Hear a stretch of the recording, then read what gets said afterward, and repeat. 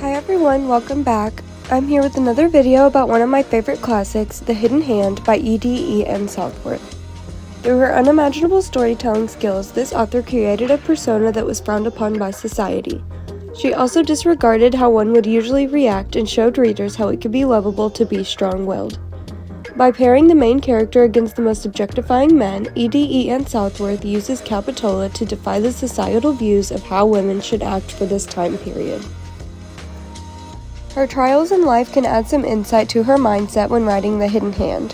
Robert Yusuf Rabi reports, in the spring of 1854, 5 years before serializing a popular novel in which an orphaned girl becomes a great landholder and slave master, E.D.E.N. Southworth was involved in a public property battle with her stepfather, Joshua L. Henshaw, over whether the author had the right to manumit her own slaves.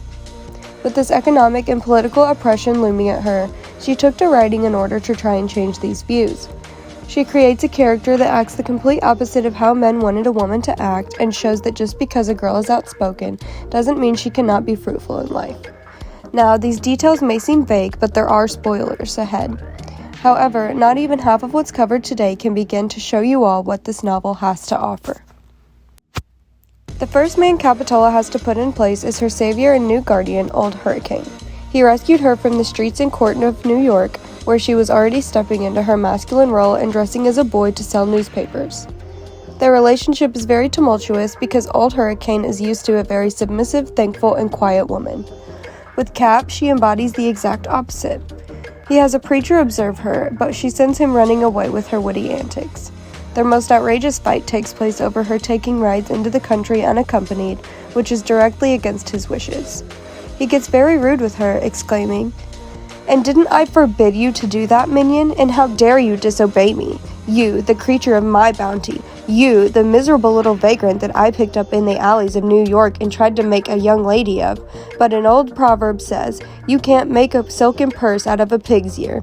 How dare you, you little beggar, disobey your benefactor, a man of my age, character, and position?" Cap, however, resulted in giving him the silent treatment and doing little sewing tasks as her apology. Realizing he expressed his hurt through rage, he eventually caved in and got her a present as well, but she didn't want it.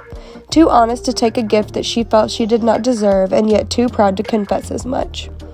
Accepting the gift would fill him with pride, which she didn't want to do at the moment either.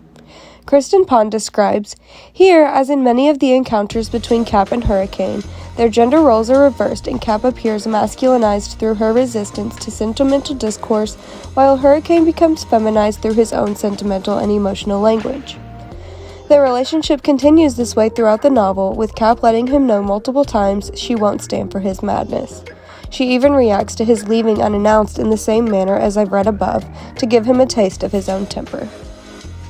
Since she was having such good practice with the man of the house, she was more than ready to take on the town robber as well.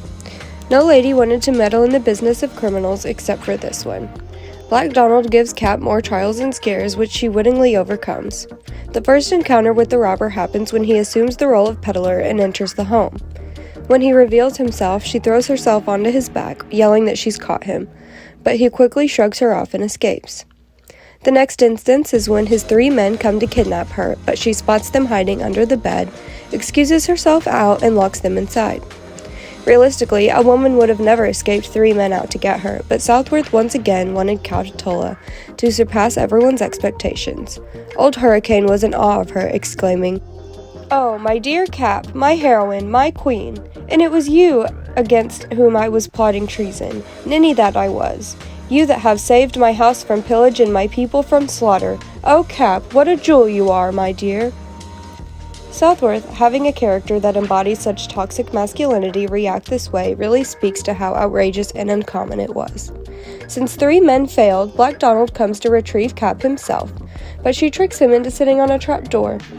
The way the trapdoor was incorporated into the story early on shows Southworth's intent to ensure that Capitola has the means to defend herself.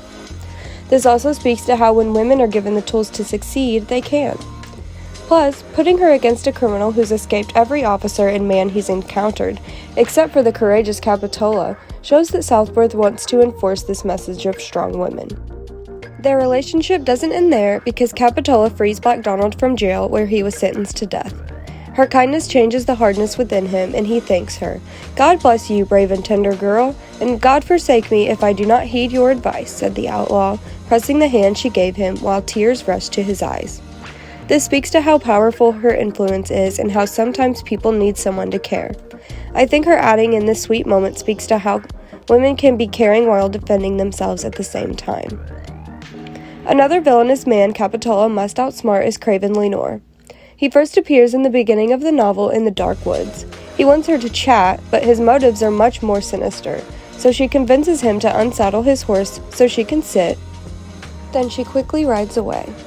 He then tries to trick another woman into marrying him so he can have her estate.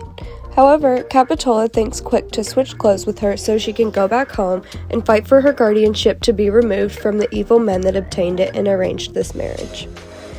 After this plan fails Craven, he resolved to woo, win, and elope with or forcibly abduct Capitola Lenore, marry her, and then turn her upon his father and claim the fortune in right of his wife. However, she denies his marriage proposal, and he bitterly slanders her name in return so that no other man would want her, and she'd have to settle for him. So, she challenges him to a duel and shoots him with peas. This is quite hilarious and dramatic, but nonetheless she could have killed him if she wanted. Southworth uses their conflicts to show how willing and able Capitola is when it comes to getting justice for the wrongdoings of Craven. This example of defying a man with such heinous motives can empower any woman to speak out against the men who hold legal power over them. This also nods back to Southworth's own struggle with a guardianship that did not benefit her, like the girl that Capitola saved. The examples above show the outrageous life and trials within Capitola. However, just because Southworth portrays her as more masculine than the actual men of the story doesn't mean they dislike her for it. Many men love her outgoing, witty behavior, and this influences their crushes as much as her estate.